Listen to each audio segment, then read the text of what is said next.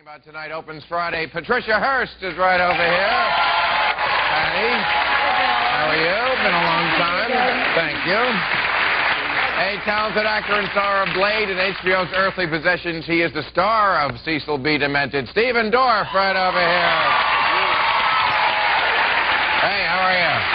Good to see you. Nice to see you. And his films include Crybaby, Pink Flamingo, Serial Mom. His pecker is now available on video.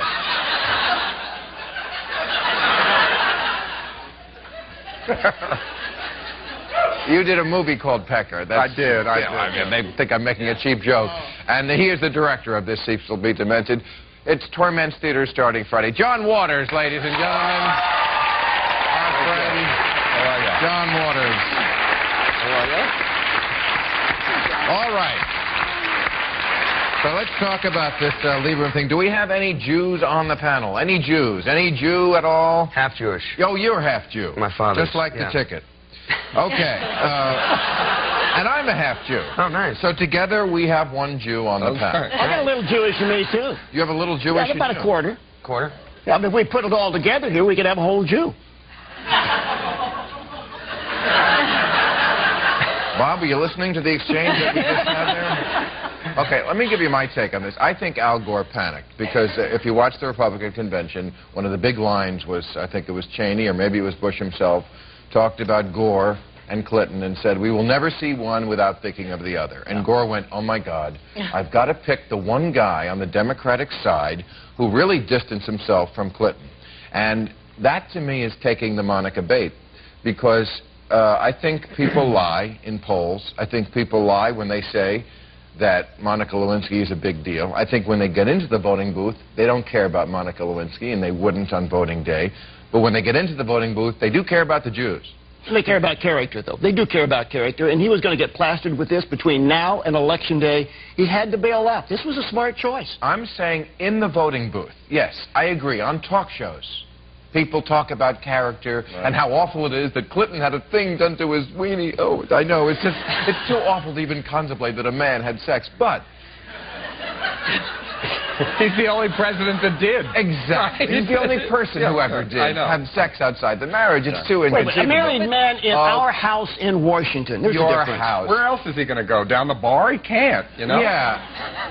I don't care if Gore picks Anna Nicole Smith. I'm still not voting for Bush. Well,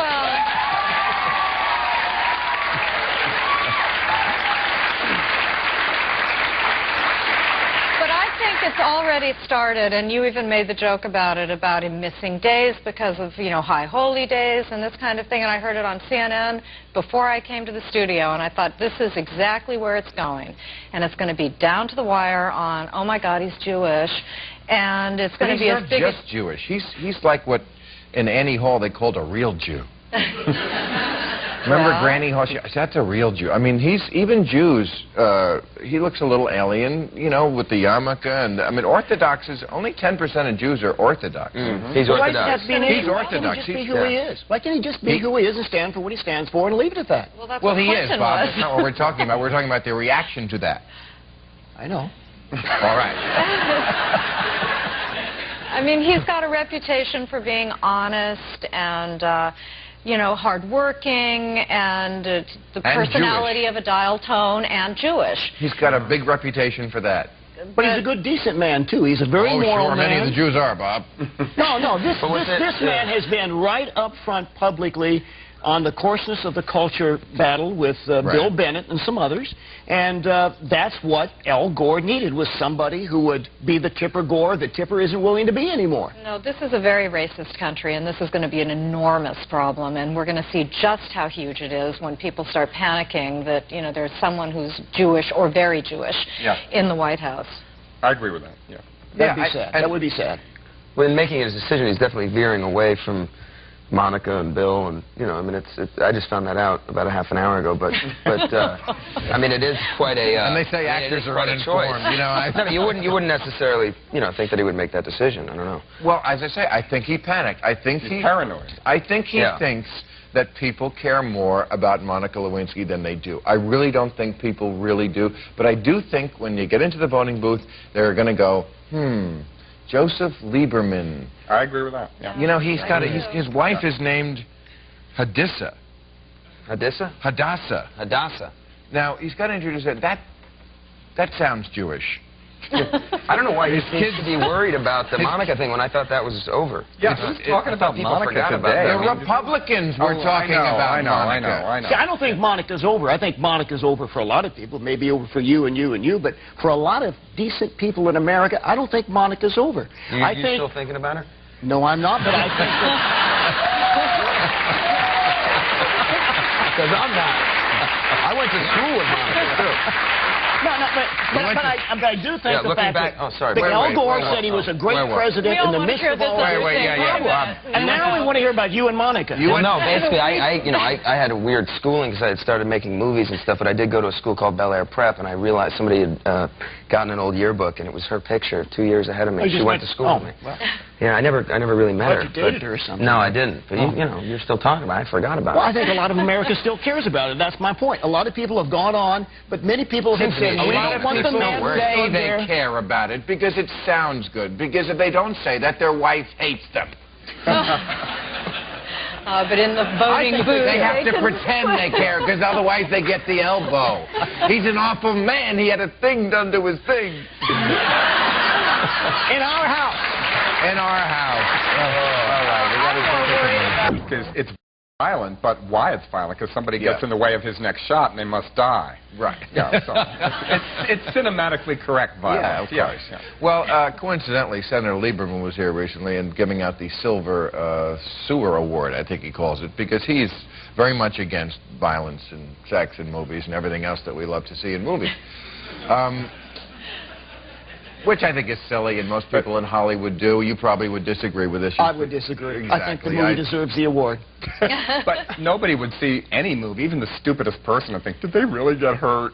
Right. No one believes that. And this is why it is so stupid. And I'm sorry, Senator Lieberman, but that's a dumb thing. The silver whatever. But it's not stupid. It is. It's children who do not know the difference between fantasy and reality. Don't let your children watch it. But adults do. Okay? That's why it's rated R. And adults are helping to create the climate of the culture that is causing people to be killed. Children don't go to see his movies. No, and if they do, that they're already something's the matter with them before they came. And, you know, I don't know what that says about adults. I know there's zero tolerance. You know what I have zero tolerance for? Zero tolerance. Me too. Yeah, show this clip. There's an example. Wait, let me just say one thing first. There's an example. Okay, we're showing this clip. We're showing it. There's a guy sawing off a statue of a kid's hand because there was this statue in Santa Fe it was a summertime statue they put up of a girl, a sister, with the garden hose, and her brother has a squirt gun. Okay, there's a drought there now, so there's not water coming out of it, so it kind of looks like a real gun.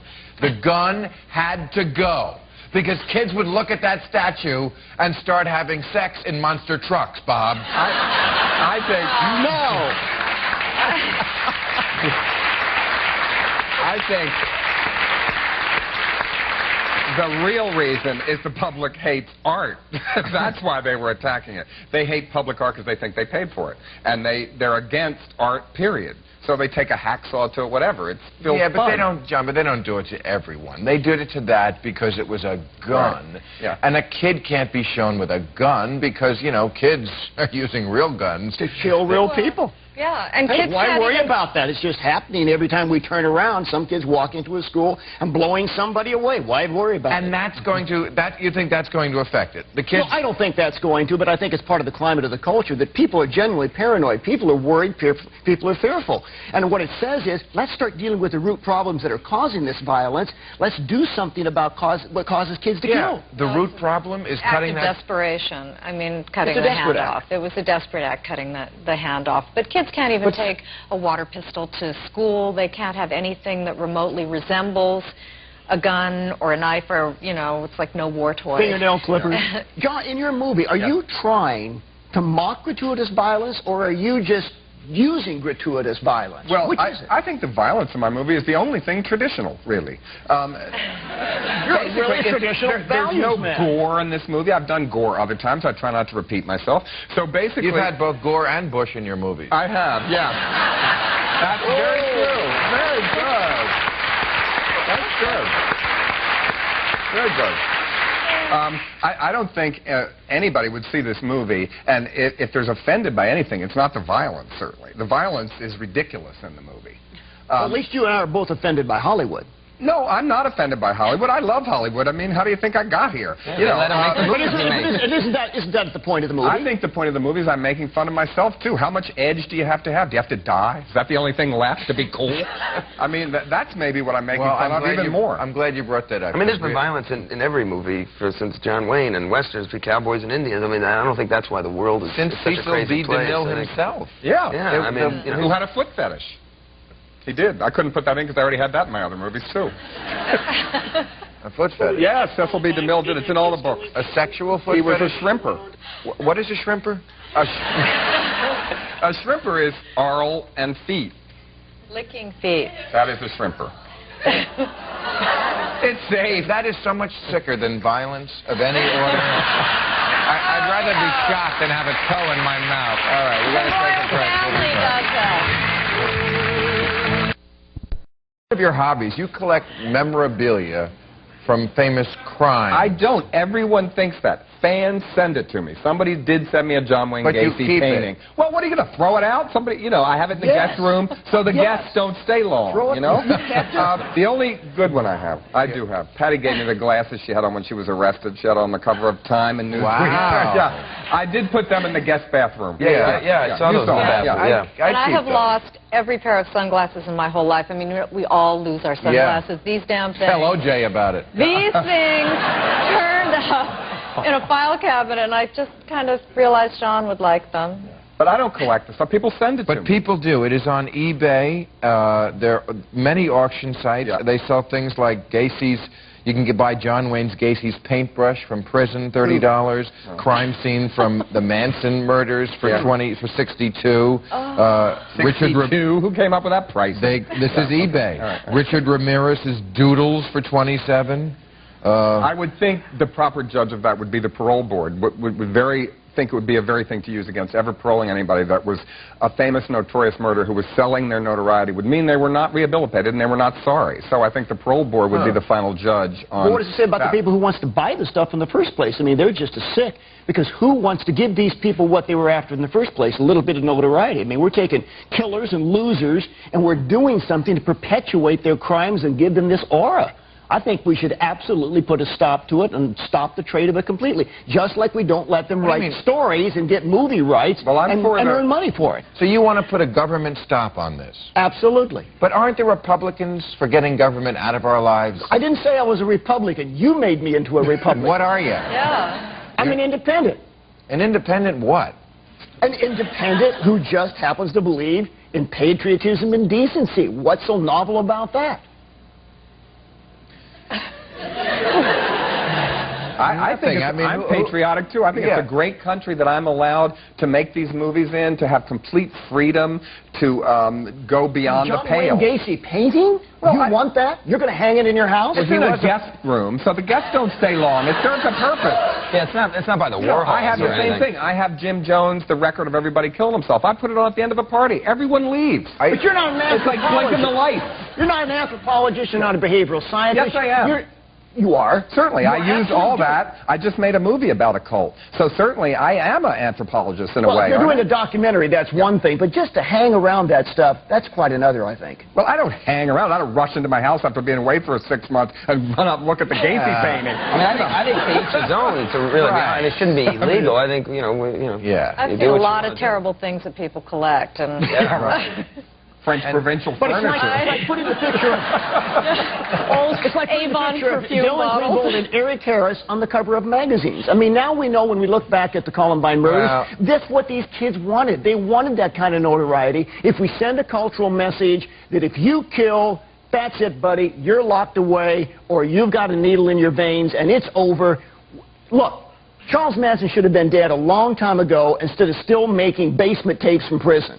Yeah, but you don't believe in abortion. You probably think that's murder. Yes. Yeah. See, I mean, I guess I can only reconcile myself with that opinion if you think of the death penalty as making abortion retroactive. But we're still letting Charles Manson recruit from prison. He's famous. This is America. You know, I made Serial Mom about that. I used that as one of my movies, and it came true even.